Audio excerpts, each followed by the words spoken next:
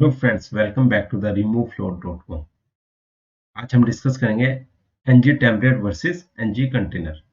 What is the difference and इसको हम कैसे यूज करते हैं कोड के अंदर। तो सबसे पहले हम इसकी डेफिनेशन पे जाएंगे। ng template versus ng container. ng template and ng container are both angular directive. ये एंगुलर डायरेक्टिव होती हैं and use to enhance the structure and functionality of your application template. क्या एनहेंस करती है? आपके स्ट्रक्चर को एंड फंक्शनलिटी को। किसमें? टेम्पलेट फाइल के अंदर, यानी कि आपका जो भी कंपोनेंट का जो एचटीएमएल फाइल होता है उसके अंदर ये हम यूज करते हैं, चाहे वो ng टेम्पलेट हो या ng कंटेनर हो। ng template is a directive that represent an angular template. It does not render anything itself। यानी कि ये itself यानी कि अपने आप ये कुछ भी रेंडर नहीं करती है। आपको इसके अंदर स्ट्रक्चर डायरेक्टिव यूज करनी पड़ेगी तब शो होगा डाटा। अदरवाइज जैसे ng कंटेनर है उसके अंदर आप अगर स्ट्रक्चर डायरेक्टिव नहीं भी यूज करते हैं तो उसके अंदर कंटेंट शो होगा।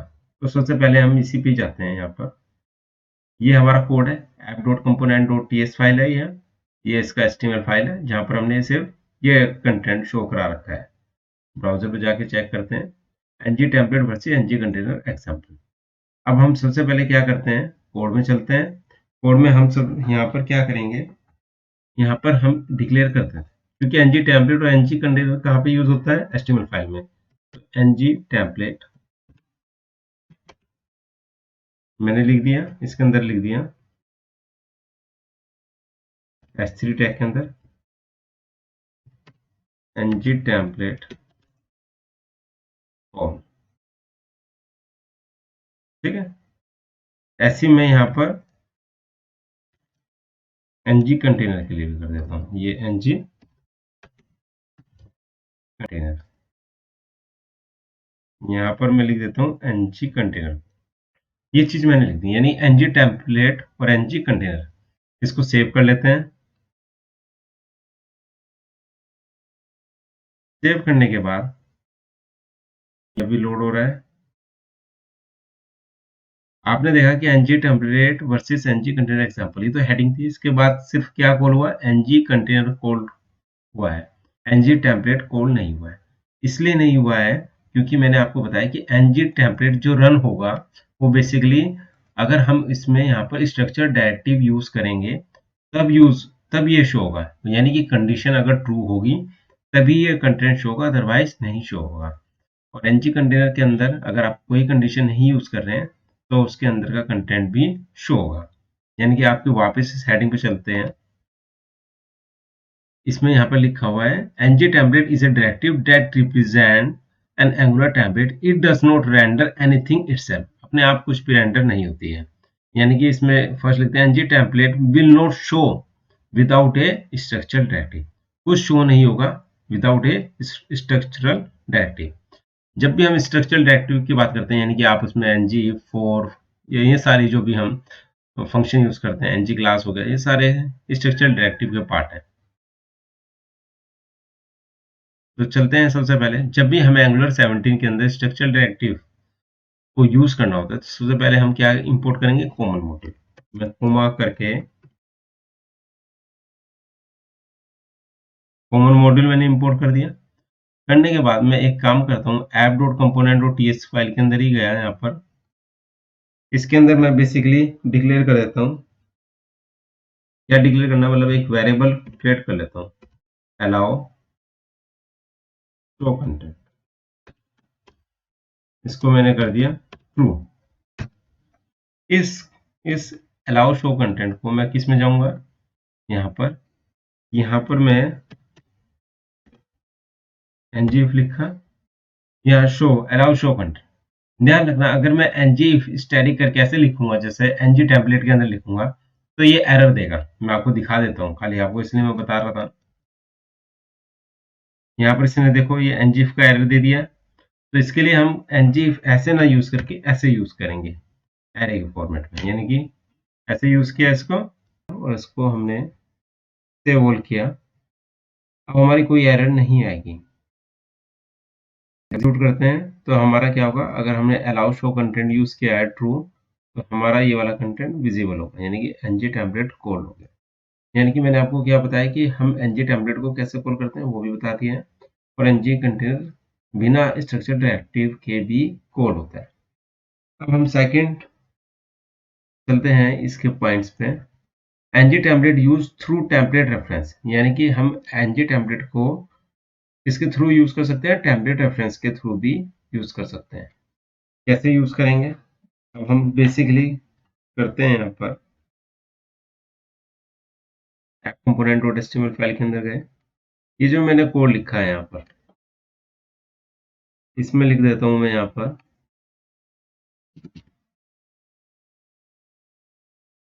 div स्टार ngif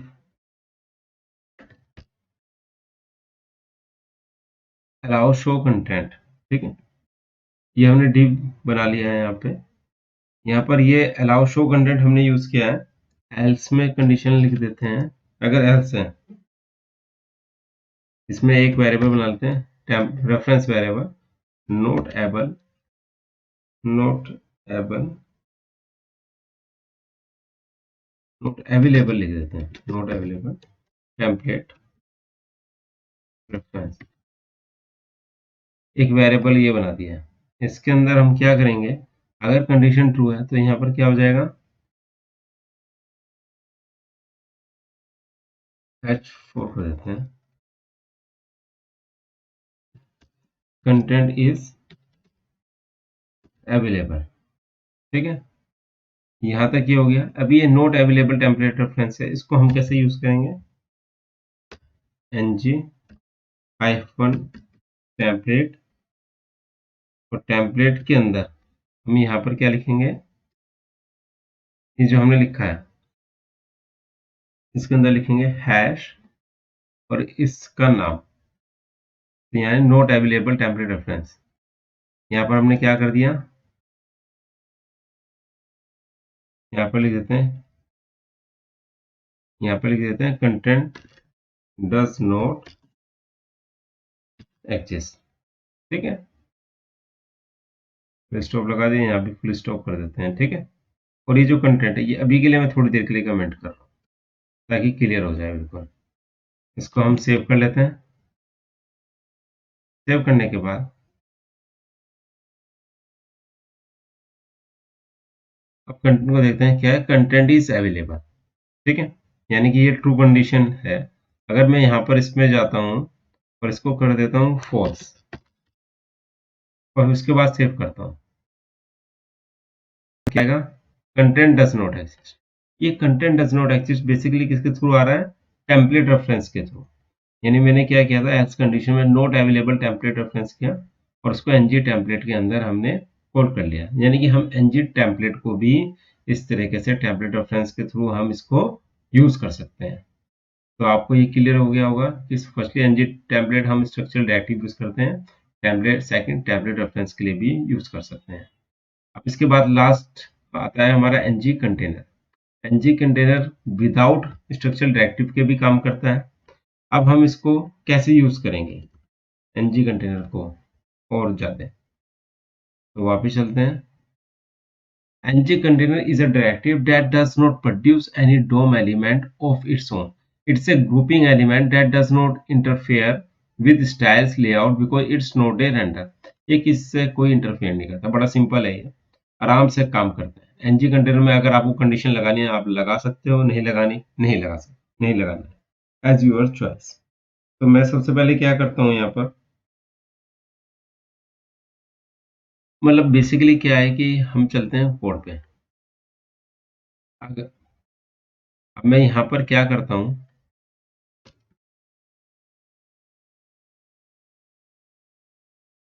यहाँ पर एक डिव बना लेता हूँ। डिव बनाया, डिव के अंदर वो कंडीशन लगाई,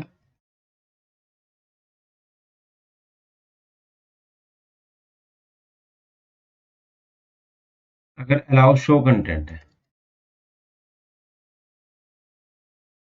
ठीक है, अगर ये हमारा शो कंटेंट है तो हम क्या करेंगे, एक काम करते हैं, एक और एरे वेरिएबल बना लेते हैं। यहाँ पर मैंने लिख दिया यूजर, यूजर्स नाम का एक बना लिया, कैरे बना लिया मैंने। इसके अंदर मैंने क्या लिख दिया, नेम जॉन, एज 35। इस ऑब्जेक्ट को कॉपी किया, दोबारा कोमा किया और एक और ऑब्जेक्ट बना लिया। इसका नाम रख दिया मैंने टॉम। इसकी एज मैंने कर दी है 30। अब ये जो यूजर्स हैं, इसको मैं कहाँ पर यूज करूंगा, HTML में। कैसे, div star ng for equal to user of users. ठीक है, इसको हम क्या कर सकते हैं, यहाँ पर लेट यूजर कर लिया। यहाँ पर हम यूजर डॉट नेम, ठीक है, ये हमने लिख लिया है। और किसके अंदर लिख देता हूँ मैं इसको, H6 के अंदर, ताकि है ना थोड़ा सा स्पेस भी सही तरीके से बने इसमें। तो ये मैंने यूज किया है सेव ऑल। अब यहाँ पर जो मैंने कंडीशन लगाई है ना, इसमें मैंने ng कंटेनर यूज किया ना ng टेम्पलेट यूज किया। मैं आपको बताऊंगा कि हम क्या किस लिए कब यूज करेंगे इस चीज को, सेव ऑल किया ng कंटेनर को। अब ये एग्जीक्यूट हो रहा है, कंटेंट डज नॉट एग्जिस्ट, लेकिन हमने condition allow show content true कर देते हैं पहले। ऑल्सो रखा है इसलिए कंटेंट विजिबल नहीं हुआ है, मैंने इसको ट्रू कर दिया। देखो क्या आ गया, जोन आ गया और टोम आ गया। कंटेंट इज अवेलेबल और जोन और टोम ये आ गया। अब मैं क्या करूंगा इसके लिए, अब इसमें आप अगर जोन और टोम देखेंगे तो दिखाता हूँ आपको। जोन आया, H6 आया, ये डिव कॉल हुआ, फिर ये डिव दोबारा कॉल, ये कॉल हुआ, यानी कौन सा वाला डिव कॉल हुआ है,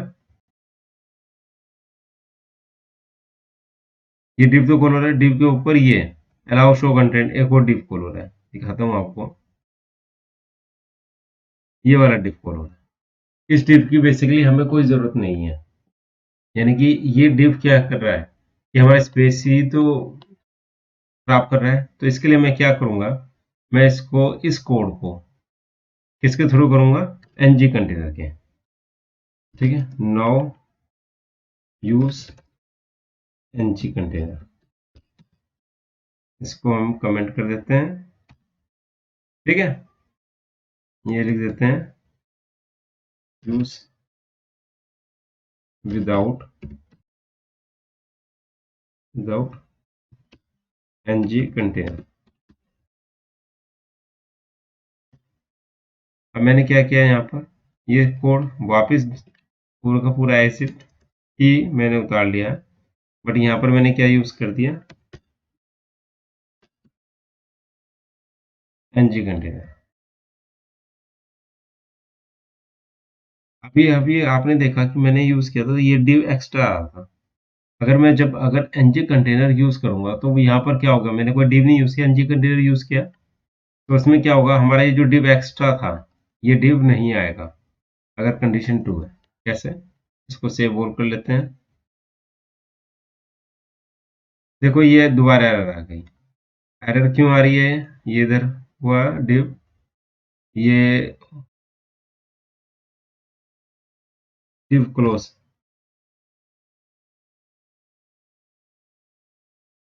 इसको सेव करते हैं। दोबारा एरर आई है div, ये div हो गया, ng कंटेनर हो गया, ये div एक्स्ट्रा है, इसको भी हटाया। ठीक है,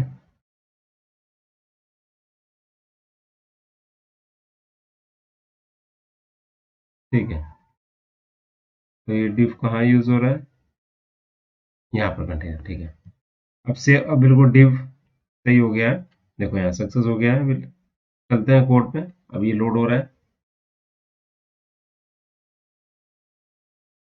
तो हमारा क्या आ गया, जॉन टॉम दो बार ये हमारा प्रिंट हो गया। एनजी कंटेनर, ठीक है। दो बार प्रिंट क्यों हुआ ये हम देख लेते हैं एक बार।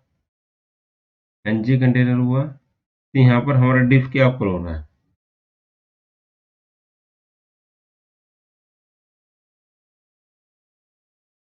जो इससे ऊपर आपने देखा होगा डिव, एक डिव था ना इसके ऊपर, वो डिव अभी अवेलेबल नहीं है।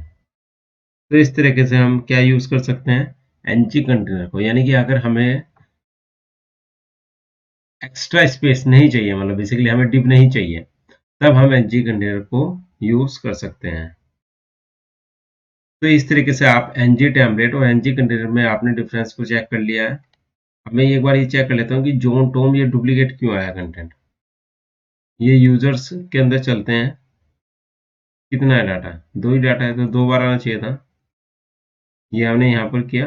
अच्छा, ये इसलिए आया क्योंकि यहाँ पर भी हम यूज कर रहे हैं ना विदाउट एनजी कंटेनर। इसको कमेंट कर देते हैं तब शो करते हैं। देखो ये आ गया ना।